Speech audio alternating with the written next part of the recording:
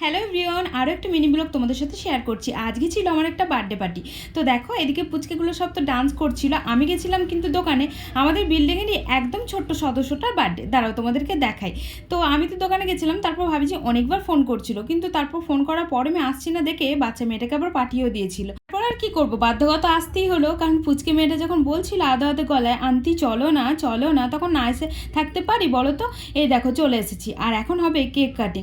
এখন ওদের আশীর্বাদী পর্ব চলবে। আমাদের যেমন খাওয়ার সময়তেই আমরা আশীর্বাদী হয়ে যায় আমাদের দুপুরে যখন খাওয়া দাওয়া হয়, কিন্তু এদের নিয়মটা একটুখানি আলাদা। এদের সন্ধ্যাবেলাতে কেক কাটিংয়ের সময়তেই আর কি আশীর্বাদ করা হয়। তারপর আমিও করে নিলাম। আর এদিকে দেখো আমার মতোই সিচুয়েশন, আমিও না ভুলে যাই জানো তো ফুঁ দিতে, কারণ কেক কাটা হয়ে যায় তারপর আমি মোমবাতিতে ফুঁ দিই। তো চলো, কেক কাটিং হয়ে যাওয়ার পর ওদিকে বাচ্চাগুলোকে সবাইকে বসিয়ে দিয়েছিল, তাদের সাথে আমরাও বসে গেছিলাম। আসলে ওদের কথা আমরা কিছুই বুঝতে পারছিলাম না, সেটা নিয়ে আলোচনা হচ্ছিল, কারণ এই তিনজনই আমরা বাঙালি ছিলাম, বাদবাকি সব ছিল মারাঠি। আর এই দেখো দেখতে পাচ্ছ বাচ্চাগুলো সব বসে পড়েছে খেতে।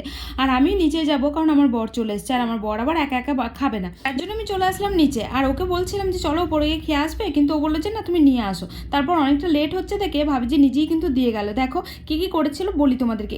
এটা ছিল মিঠা রুটি, ওই ছোলার ডাল দিয়ে তারপর গুড় দিয়ে করে, খুব টেস্টি হয়।